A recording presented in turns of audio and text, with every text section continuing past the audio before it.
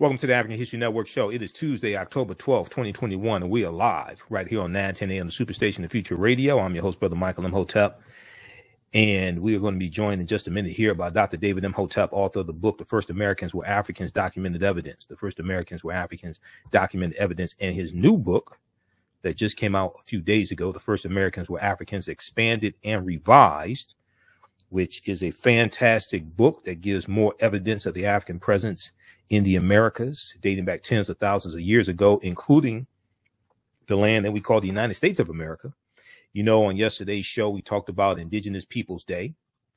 And we know that Joe Biden did a proclamation on October 8th, recognizing October 11th, 2021 as Indigenous Peoples Day. So yesterday we dealt with a lot of history, and we talked some about the African presence in the Americas, dating back over 56,000 years ago, and in the land that we call the United States of America, dating back at least 51,700 years ago. These are the Khoisan, who have the oldest DNA on the planet.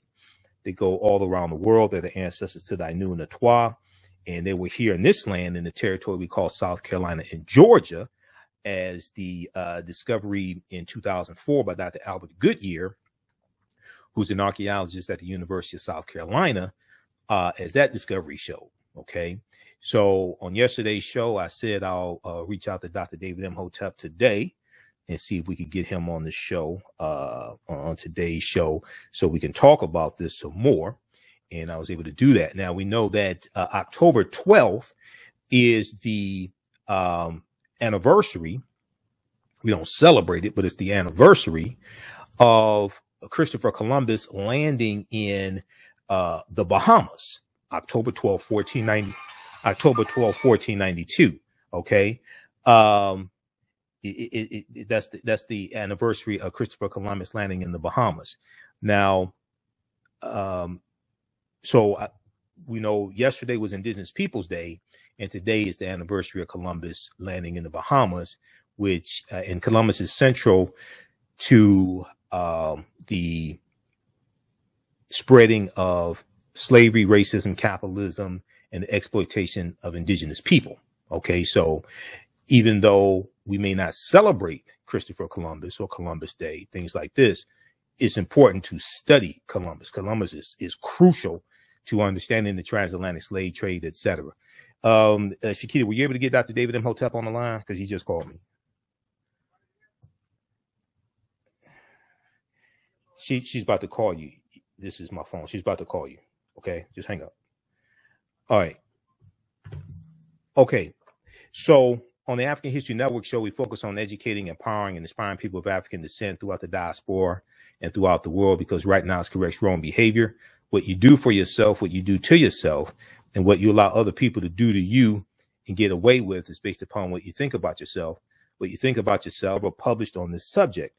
After colossal Negroid stone heads were first excavated in Mexico in the 1860s, several Latin American scholars began to speculate that Africans had sailed to the New World in ancient times.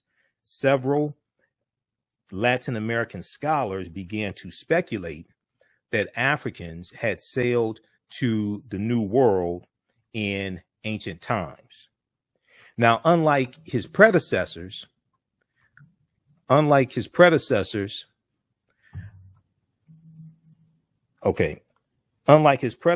he does not claim that Africans simply sailed to the Americas before Columbus and influenced the Native Americans who resided in the New World. Dr. David Imhotep painstakingly states, and we know his first book, The First Americans Were Africans, Documented Evidence, is backed up by 713 footnotes and 7 peer-reviewed articles. This book here, my copy is autographed by Dr. David Imhotep, because I'm not new to this at all. All right, so just so people understand.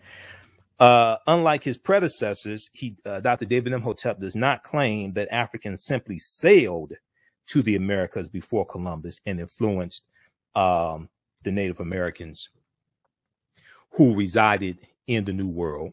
Dr. David Imhotep states instead that the Native Americans themselves were Black Africans who first reached the New World at least 130,000 years ago.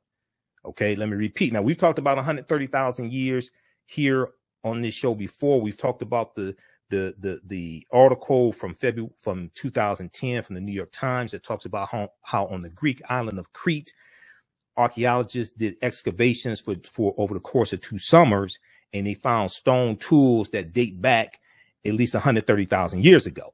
Okay. Now, citing skulls and skeletons, footprints in lava, campsites, genetic M1 for genetic markers in dealing with DNA, linguistics, paintings, carvings, architecture, and Egyptian writing, artifacts, and structures. Now, Dr. David Imhotep received his PhD, received the first PhD, concentrating in ancient African history from Union University in Cincinnati, Ohio.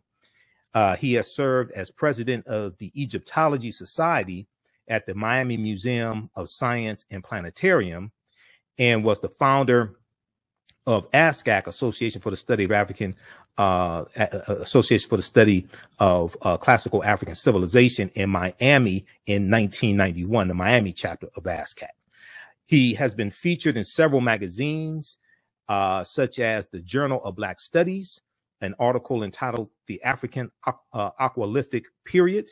This book is the first in a series of books designed to cause any books about ancient African history to be rewritten. We want to welcome back to the African History Network show one of my friends, Dr. David Imhotep. Hotep, brother, how you doing tonight? All right, take him off mute. Well, all right, brother, how you doing tonight, Dr. David Imhotep? I'm doing very well. All right. How are y'all? All right, excellent, man. Well, look, it's good to talk to you earlier today. And we were talking about Indigenous Peoples Day. We were talking about Christopher Columbus.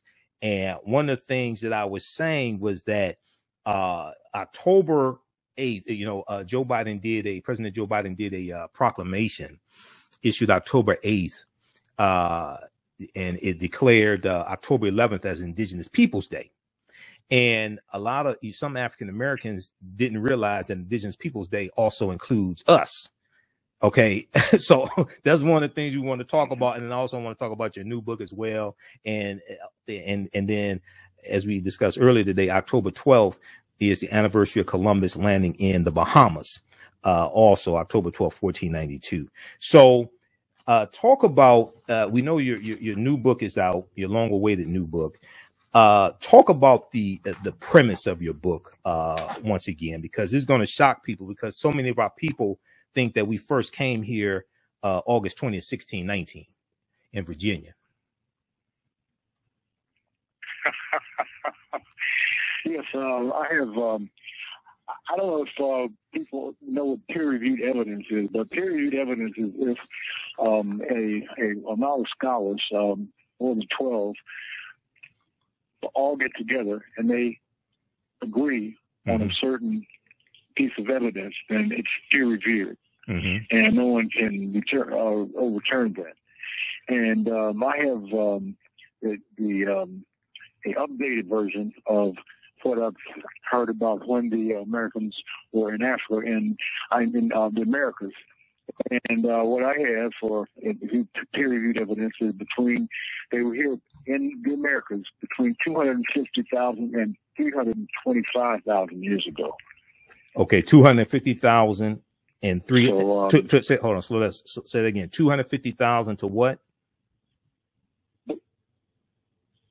Okay, they were here between 250,000 and 325,000 years ago in the Americas.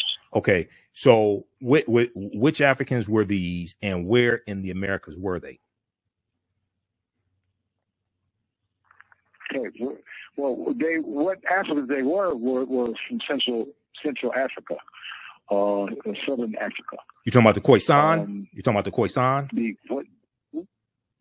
Yeah, it could probably be the Khoisan. Yeah. Okay. But no matter what name you put on it, they were African.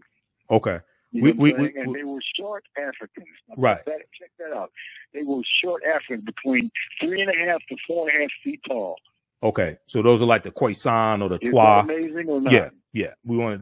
So those are like the Khoisan, the short-statured Africans who have the oldest DNA on the planet, and we know they're in southern Africa. Okay, the Khoisan.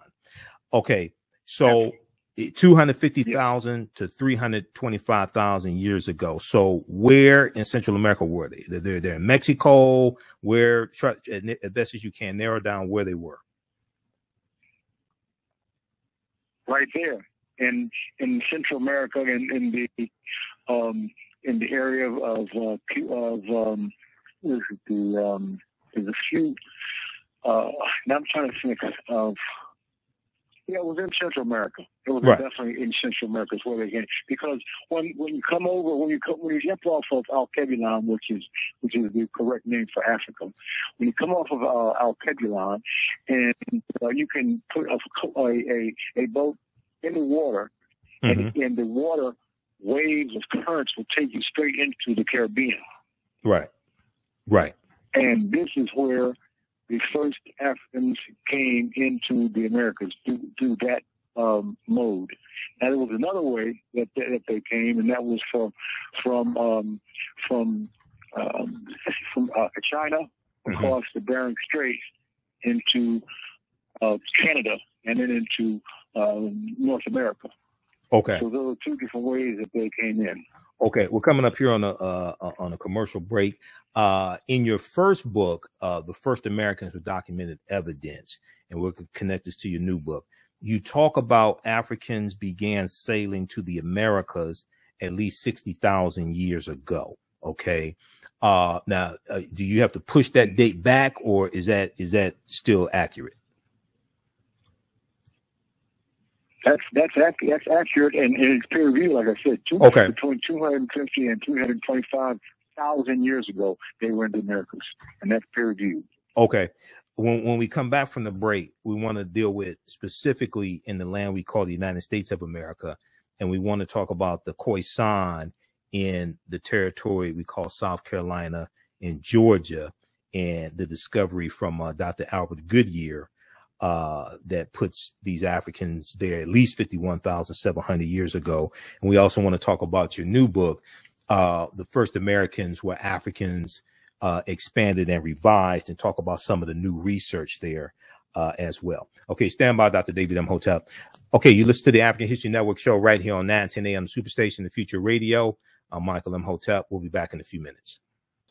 Welcome back to the African History Network show right here on 910 AM, the Superstation, the Future Radio. I'm your host, Brother Michael Imhotep. It is Tuesday, October 12th, 2021, and we are live. We're speaking with Dr. David Imhotep, author of the book, The First Americans Were Africans, Documented Evidence, and his new book, The First Americans Were Africans, Expanded and Revised, that is now available right now at Amazon.com. So Dr. David Imhotep, we're going to get back to the topic at hand, what we talked about right before the break. But when did your new book come out? The First Americans Were Africans, Expanded and Revised. When did it come out? When did it come out? Yes. When did the new book come out? Is that what you're asking me? Yes. Okay, it came out between 2 and 3 weeks ago. Okay, between 2 and 3 weeks ago. Okay. It came out. Okay, excellent. So people can purchase it at Amazon.com. And where else can they get the book? Where do you want people to get the book from? Amazon is the major bookseller, and I think that's it. Okay, Amazon.com. It could probably, I mean, it could be others, but I'm sorry, yeah. Okay. Yeah, Amazon. Okay, Amazon.com. The First Americans Were Africans, Expanded and Revised. Yes. Okay. Let's go back to right before. Go ahead. Black and white edition. Yeah, there's a color edition and the black and white edition. There's a black and white edition. Go ahead. Right. Correct. Okay. Explain the difference between the two editions. That's what I'm saying. Well, the only thing that's different is that thoroughly documented an African presence here in the land we call the United States of America, going back at least 51,700 years ago. They found artifacts, architecture, campsites, carvings, Egyptian writings, footprints in lava, genetic M174D haploid groups dealing with DNA and genetics, linguistics, painting, skull, skeleton structures, and tools. Now, this is, and you can contextualize this and flesh this out and add in new research as well. This is before Native Americans, the people who we call Native Americans, existed. Is that correct? Yes, it is. Okay, so these were the Khoisan. So talk about your new research from your new book, and here in the land we call the United States of America. How far back is there an African presence, and what did they leave behind so that we know these were African people? What evidence did they leave behind? The evidence we left behind was black faces. The evidence we left behind. Number one. Okay. So you're talking about the Olmecs? I'm sorry. Yes. You talking about the Olmecs? The Olmecs. Yeah. Okay. So yes, we're talking about the Olmecs in Mexico. Okay. So if we look at specific, to address with specificity, if we look at the contiguous United States of America, this landmass, the contiguous United States of America, in Allendale County, South Carolina, the discovery from 2004 showed 13 different types of evidence of an African presence there. Okay. Talk about more evidence of African people here in this land we call the United States of America, because we already know Christopher Columbus never came to this land. The closest he came here is Cuba, which is 90 miles away. We know John Cabot, the British explorer, goes into Canada in 1497 on behalf of the British. Okay. Giovanni Caboto. But when we deal with African people, we were here before anybody else. So talk about that African presence here, specifically in the land we call the United States of America, but you can talk about Mexico, etc. also. Sure. We've all have been said the name of the first Africans as being, the first black folks anywhere is Africans. But that is not the correct name for these people. It's people who are called the people from Al-Kebilan. They were Al-Kebilan people, and not Africans. That's the name that is the most ancient origin name. Okay, Al-Kebilan. The black folks on this planet. Yeah, that's Al-Kebilan. That's an Arabic derivation. Al-Kebilan. Al is an Arabic prefix like algebra, alchemy, alcohol, al-Andalus. That's introduced into Europe by the Moors. Those things: algebra, alcohol, alchemy. Alchemy is what they called chemistry of Kemet. Okay, so when we talk about, if we look at very well put. Very well put. Oh, thanks. And just so people are not confused, Africa was not named after Publius Cornelius Scipio Africanus. He took his surname after he conquered that territory. This deals with the Punic Wars. Africanus means belonging to Africa or of Africa. It's Latin. You can look at Cassell's Latin English Dictionary, 2002 edition, page 11 in the entry for a fear. Africanus. Africa means land of the Afri, in reference to the Afri, who were black African people in Algeria and Tunisia. Tunisia used to be called Carthage. Afri is dealing with the area that Publius Cornelius Scipio Africanus conquered. Okay. So people think Africa is named after him. No, he took his surname after the area he was conquering. Also, people can read pages 14 and 15 of African People in World History by Dr. John Henrik Clark. He talks about the Afri as well. Now, getting back to your book here, one of the things that I found interesting in book 1, and you can connect this to book 2 as well. You talk about how all black Indians were not ex-slaves or descendants of slaves. And you talk about the back cover of your picture. And I think on the back cover of your picture, you have the Algonquin. It deals with the, I think the back of your first book, I think it deals with the Algonquin. So talk about that, because oftentimes when we talk about black Indians, we think they are all ex-slaves. Okay. Connect that to the Algonquin and that once again, that African presence that was here that's been hidden. Okay. So the picture that we're talking about on the back of my book is a picture of Black Africans. And they're in the presence of a pyramid in Central America. And they are dressed as other people in India. They have the layer of people below them in the picture that only have what looks like strings around their waist to hide their genitals, and then they have the cornrows, and then there's another one that's in the same picture.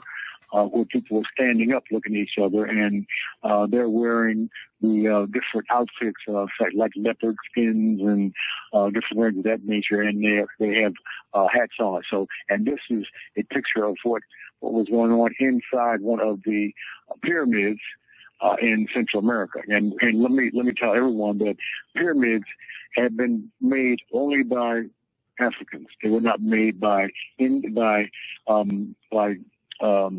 white folks. They were not made by Chinese or Japanese or any other people other than Africans. They're the only ones who made the pyramids. Now, this is another thing to go a little bit deeper. Okay. If you go out into the crystal waters of the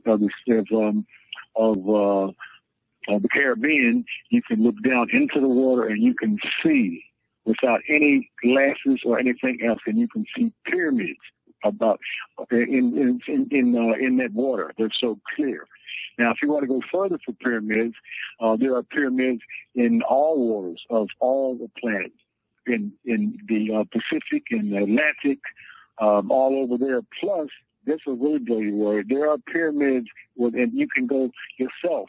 You can put you can go to Google and put pyramids on the moon or pyramids on Mars, and you will see pyramids on the moon and on Mars. And who was that? It had to be Africans as well. So Africans have not only been all over the planet, but all over the moon and all over Mars. I'm done. Right. And I know on the surface of Mars, there are pyramid-like structures. And there's also an imprint of an African face on the surface of Mars. Now, when you get into the oral traditions of African people, the Amazulu or the Zulu of South Africa, they say they come from Mars. When you look at their oral traditions, okay. And the Dogon talk about the Sirius A and Sirius B star system, and they say they're from the star Sirius as well, the Dogon of Mali and Burkina Faso, who were originally in the Nile Valley region of Africa before they go into Mali and Burkina Faso. When we look at Christopher Columbus, and more people are celebrating Indigenous Peoples Day and honoring Indigenous people and moving away from Columbus Day, etc., but we still have to center Columbus correctly in history, because he's crucial to the spread of slavery, racism, capitalism, the exploitation of Indigenous people. And recently, the past few months, Cuba, Haiti, and Jamaica have all been in the news. And these were all island nations that Columbus conquered on behalf of Spain in 1492 and 1494. So they still have not recovered from what happened a little more than 500 years ago. So he's crucial to understanding his history. But Leo Weiner, renowned American historian and linguist Leo Weiner, said one of the strongest pieces of evidence to support the fact that Black people sailed to America before Christopher Columbus was a journal entry from Christopher Columbus himself. And I think you've talked about this as well before. He explains that Columbus noted that in his journal that the Native Americans confirmed, quote, black-skinned people have come from the southeast in boats trading in gold-tipped spears, end quote. Talk about that for a minute. There you go. Yes, well, gold is is a hot commodity now as it was in the very beginning. Because when people saw these rocks and these stones that were gold, that's a different color and a different type of material. So it was a number one commodity, and they would trade in gold as we trade with dollar bills and coins. So yes, it's a very, very, very interesting subject to go into on that end. Okay, and so Columbus is seeing. He's talking to the Native Americans are confirming that Africans sailed there, but also came from the southeastern boats. But also in your first book, you talk about how 70%, and you and I have talked about this in previous interviews, at least 70% of the people Columbus encountered on his 4 voyages were African people. Okay, you talk about this as well. Yes. So explain that. The reason why I say that is because when we study Columbus, and those watching on Facebook and YouTube, I'm going to pull up a slide here to show where Columbus went on his 4 voyages. Once again, he never came to the land we call the United States of America. He goes into the Bahamas. He called the Bahamas San Salvador. He landed in the Bahamas today, October 12th, 1492.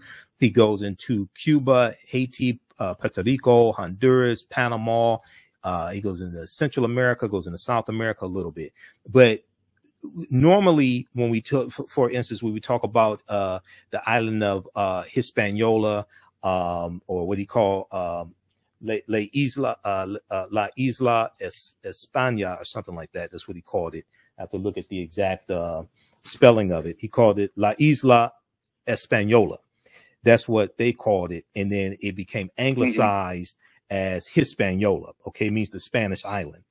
And we know the 1/3 of it to the west of that island of Hispaniola, it was Haiti, which is an Arawak word. Today we call it Haiti. But traditionally, when we look at these areas, we talk about the Taino, we talk about the Arawaks, we talk about the Saboni, etc. But we don't talk about Africans that were there prior to 1501, when the Spanish start taking Africans into these islands that they're conquering, 1501, 1502. Talk about the Africans that were there prior to that. Okay, the Africans that come in there, that were there prior to that, had a different type of dress than the ones that came to them, because it's just like anything else. You know, if you're in a neighborhood, say when you're a child, there's a form of dress that people naturally use, and then if you go maybe 30 or 40 or 50 years later, the styles have differed. So these are people who don't stand still. They correct their language. They connect their clothes with other clothes from other peoples, and sometimes those types of clothes become more desirable than the clothes that they had, so they change those. And as far as the foods too, the foods are different in different places, so they learn about different foods. So it's an amazing way that two peoples come together, but they still look the same. Okay, now we were talking about the Algonquin a minute ago, and you talk about how Egyptian artifacts found across North America, from the Algonquin writings on the East Coast to the artifacts and Egyptian place names in the Grand Canyon, are all signs of an early arrival in the Americas by Africans. So talk about that a little bit and explain who the Algonquin were, because the Algonquin, that's not a term that we hear often. Who were the Algonquin?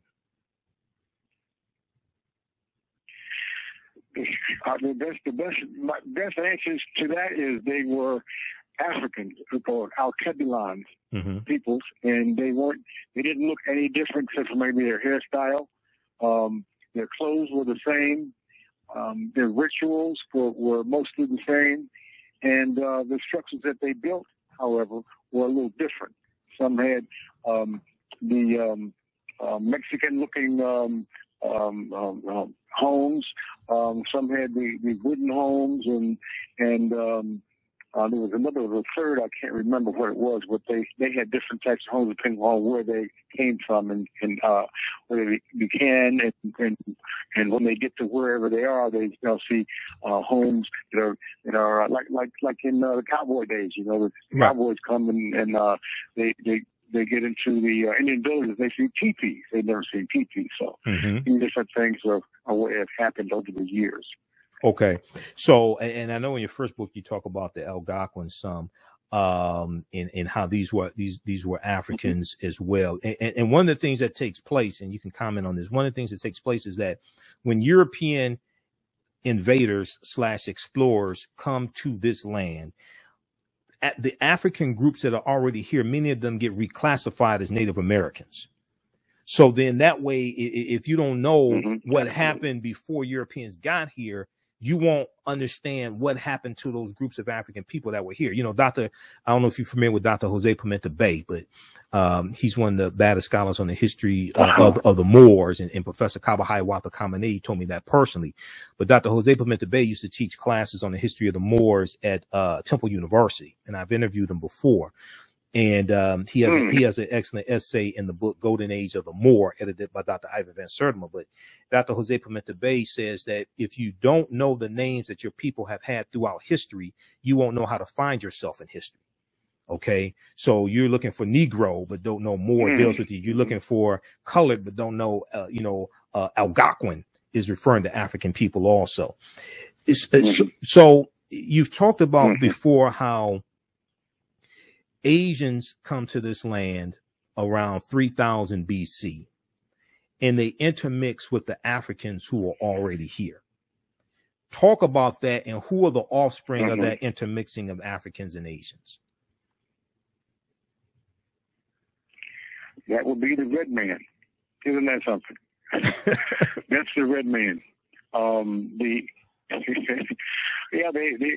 look a little different because they came across other people that looked different than they did, and you put them together, and you have the American Indians. They are the ones who are there when the Africans get there, because of the ones who come across the Bering Straits from China into Alaska, into Canada, and then down into the Americas, North America and Central America, and then eventually in South America. So there's a lot of mixture going on there. And then you have the Africans who the people from Al-Kabilan. They come over and they're dark skinned. So when they melt, it changes their color a little bit. Okay. In the summary of your book, the summary that's at Amazon.com of your book, there's a passage in the summary that says Dr. David Imhotep states that Native Americans themselves were Black Africans who first reached the New World at least 130,000 years ago. Reached the New World at least 130,000 years ago. Where did they go? Where did these Africans go? Where did they go into 130,000 years ago? And what type of archaeological evidence are we citing of this African presence 130,000 years ago, which blows the Clovis culture out the water in New Mexico, which dates back about 13,000, 14,000 years ago, the Clovis culture. Where did they go? Where did they land 130,000 years ago? Okay, as I said before, it came from Al-Kabilan, Africa, into the Atlantic Ocean, and then when they do that, the winds blow them into central, or into the area of between Florida and Central America. Okay, and that's the Caribbean. Okay, that's where they came into. Okay, between Florida and Central America, so they're somewhere in the Caribbean, into the Caribbean. Okay. All right. And then so they're sailing. Go ahead, finish your thought. Well, yeah, if you go into the Caribbean and you continue to venture to the west, then you'll hit Central America. That's what I was going to say. Okay, all right. Or Mexico, as it were, right, if you will. And I know 130,000 years is I know it's a significant figure for two reasons, two archaeological discoveries. One, the one on the Greek island of Crete, in 2010, the article that the New York Times has that you cited in your interview with WKRP in Cincinnati Channel 5 back in 2011 when your first book first came out.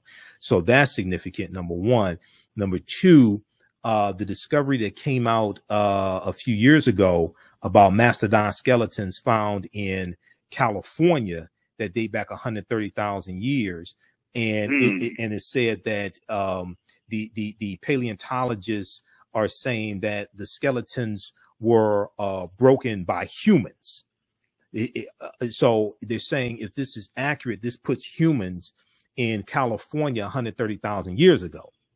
Okay. And when that article came out, when that discovery came out, I sent you a copy of it. I sent you I emailed you the article because I said, okay, this deals with this 130,000 years that, because, we talk about how there's at least 130,000 years of our history stolen. Okay, now this one here, I have the slide up.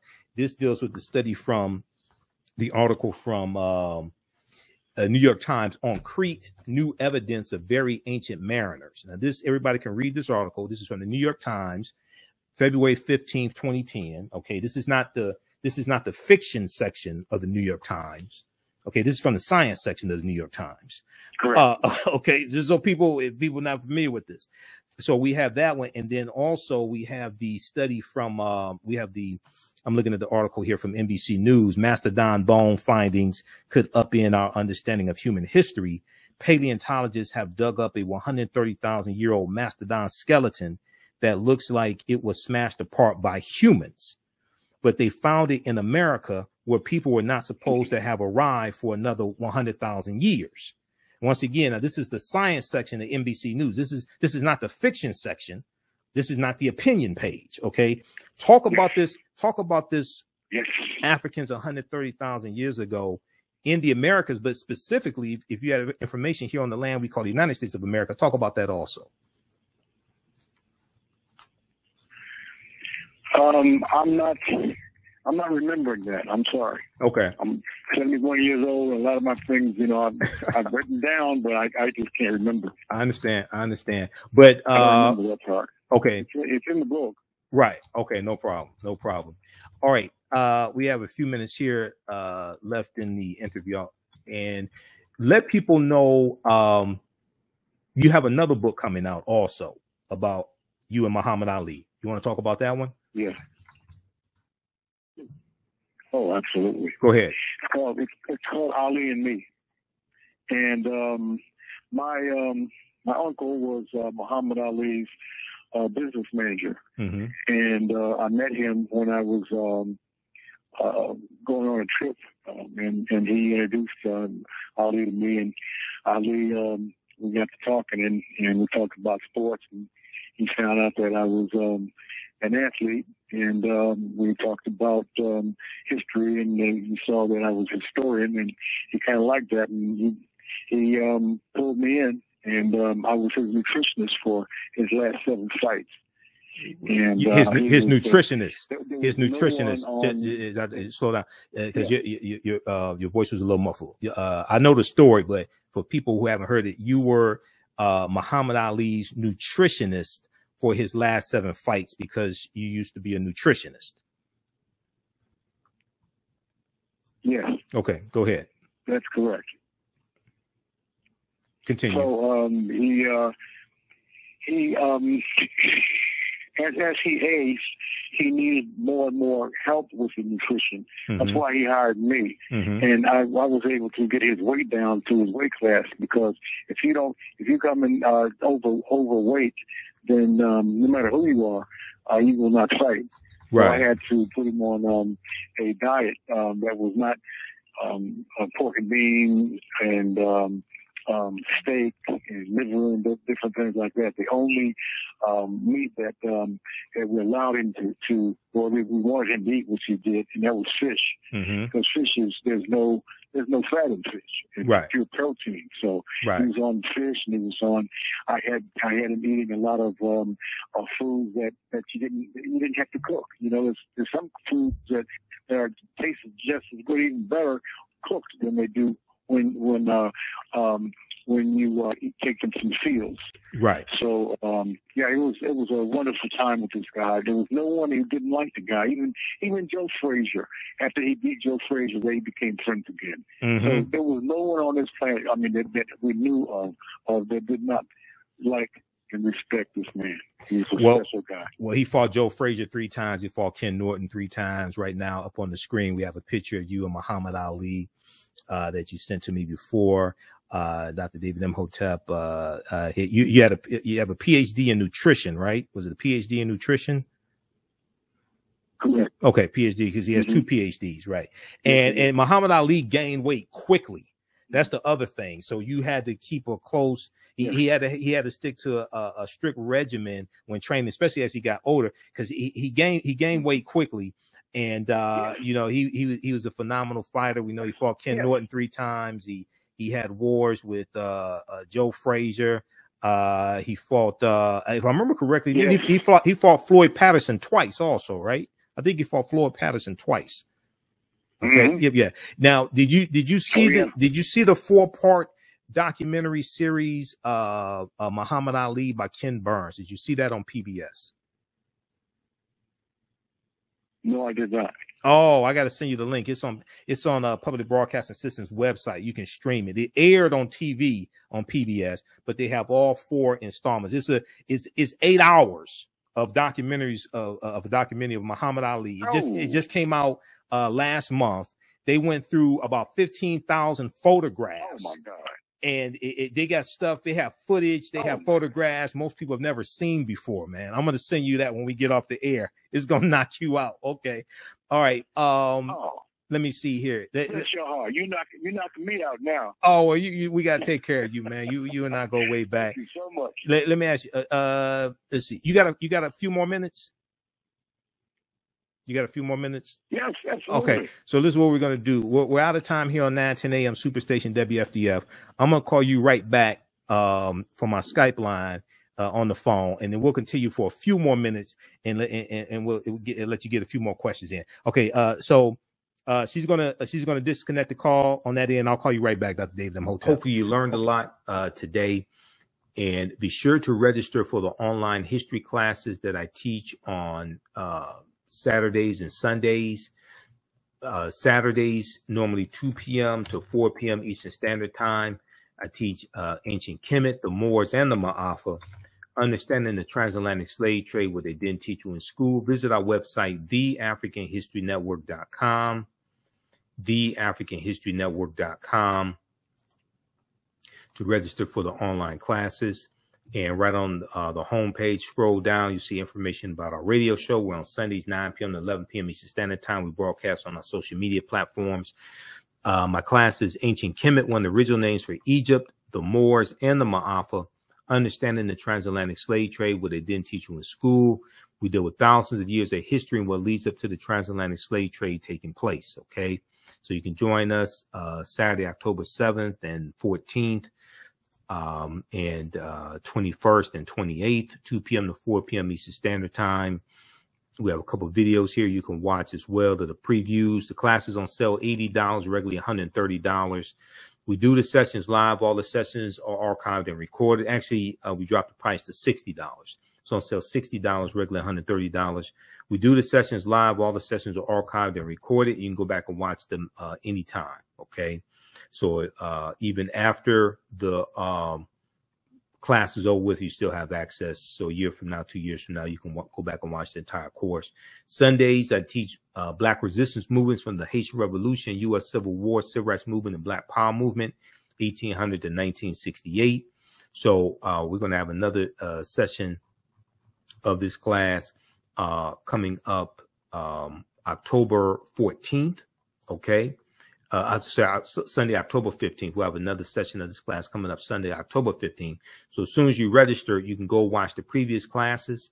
This class is on sale $40. As soon as you register, you can go back and watch the previous classes, and you'll be ready to join us Sunday, October 15th. Also, if you'd like to stop it for information, you can support the African History Network, $, the AHN Show through Cash App, $, the AHN Show through Cash App, also through PayPal, paypal.me/the AHN Show. This helps us keep doing the research, stay on the air, keep broadcasting, pay some of the bills. All right, we have to get out of here. Remember, right now it's correct wrong behavior is not over till we win Wakanda forever. And we'll talk to you next time. Peace. Okay, we've got them back for a few more minutes here. Okay, so, you know, one of the reasons why I wanted to bring you on is because listening to, on social media, comments on social media, and then also listen to some radio shows. I'm getting some feedback or something. I don't know what this is. Listening to some radio shows on Monday, which is Indigenous Peoples Day. Mm-hmm. A lot, you know, so many of our people don't understand our history, and they think that our history started in slavery. Mm-hmm. So when you have an Indigenous Peoples Day, a lot of people don't know that includes us also. Now, that does not mean the transatlantic slave trade did not happen. Yes, it did. It just happened thousands of years after African people originally came to this land. Okay. Just talk about that. Talk about that for a minute. And then, you know, do you get pushback from African Americans when you talk about the African presence here thousands of years ago and before slavery and things like that? Do you get pushback from African Americans? I wouldn't say pushback. I would say they were so used to what they were taught in school.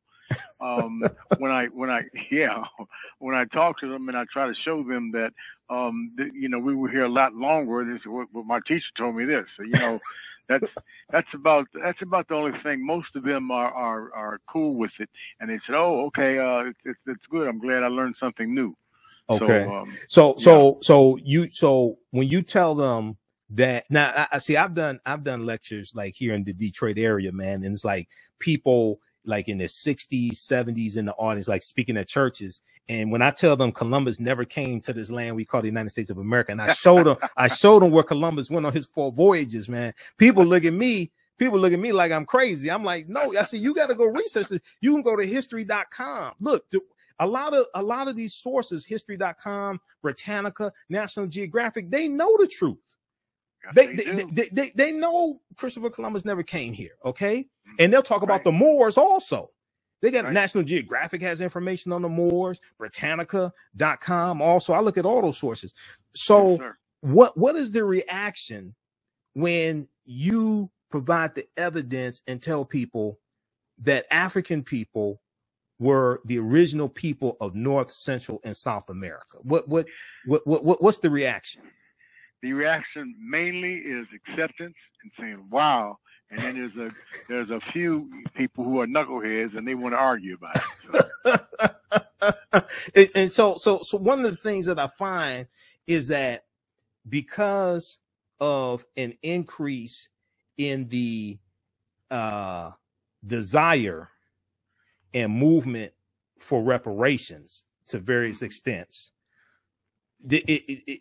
some people, I find, they seem conflicted because they think that somehow this deprives them of getting reparations, which you're going to have an uphill battle anyway if you actually understand the process. If you actually understand that you need 218 votes in the House of Representatives and 60 votes in the U.S. Senate.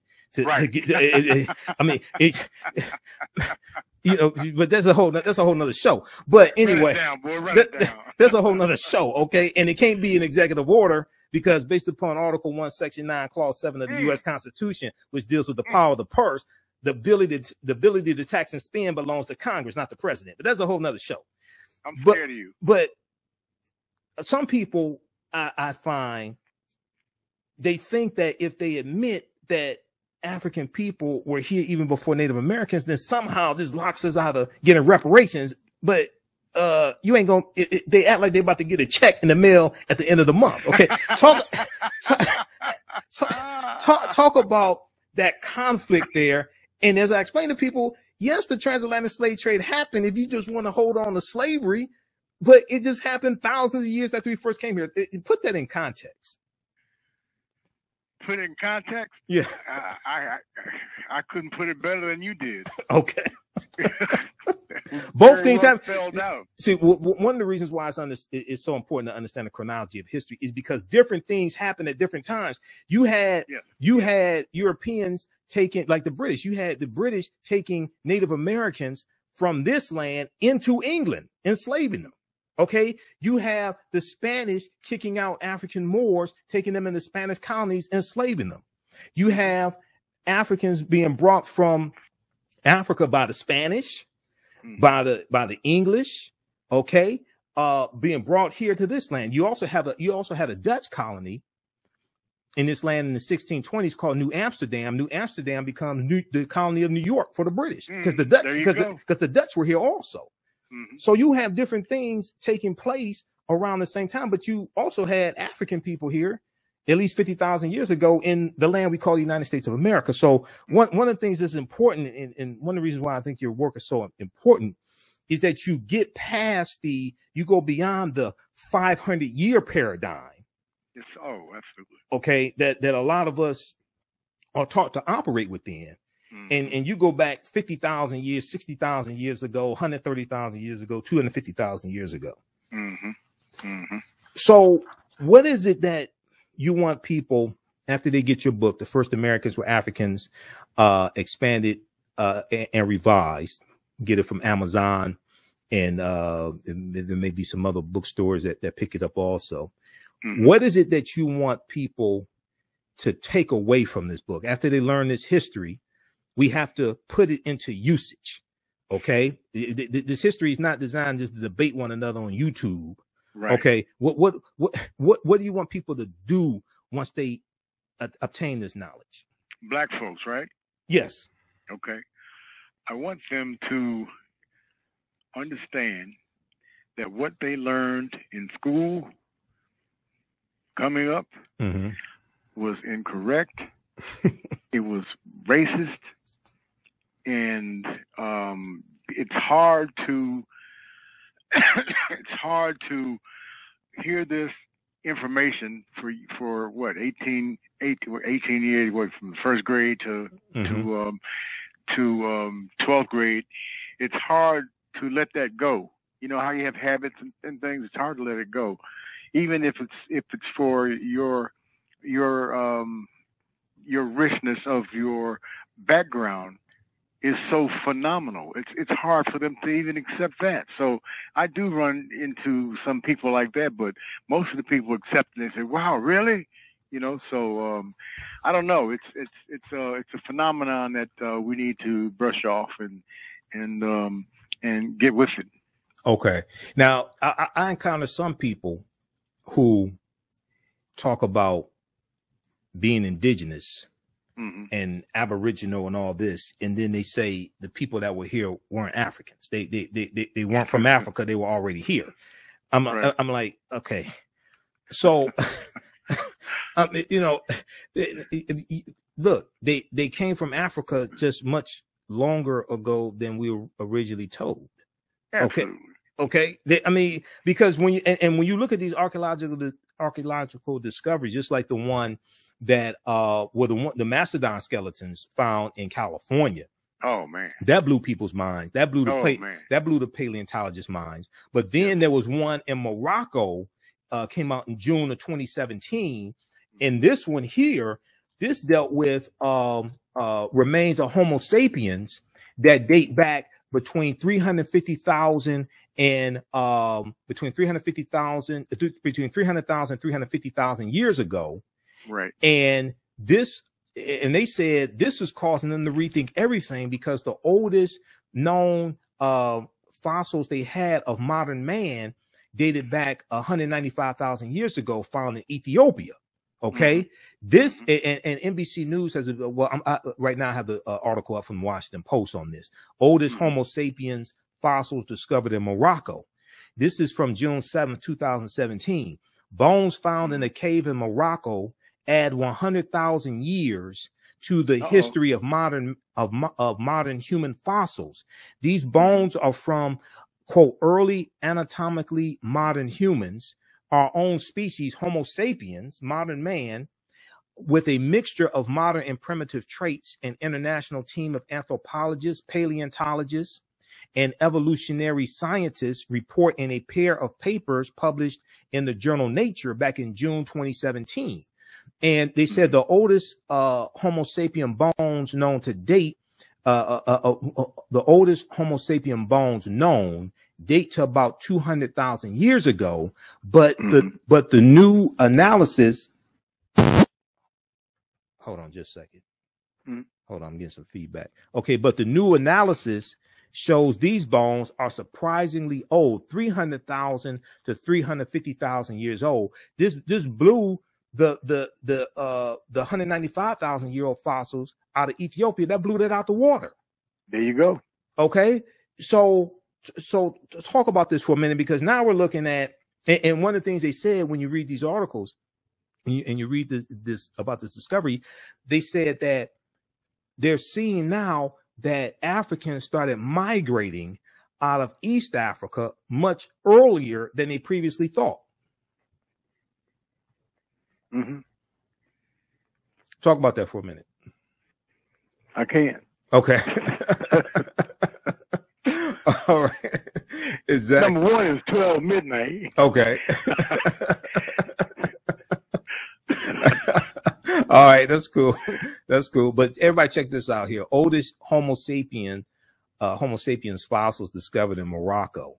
Okay. And then that's Washington Post. Because as I explained to people, these archaeological discoveries, they have these in mainstream media, in print, in the New York Times, National Geographic, Washington Post, ABC News, CBS. Now, you may not see it a whole lot on cable news, but they do have these articles. Okay. So do you have a website? We're going to let you go here, but do you have a website? How can people get in contact with you? How can people support you? If they want to book you for Kwanzaa celebrations to speak, they want to book you for book signings, Black History Month, African American History Month. What should people do? The easiest way is to email me, and that's my name, David Imhotep @gmail.com. Okay, David Imhotep @gmail.com. Okay. All right. And okay. There you go.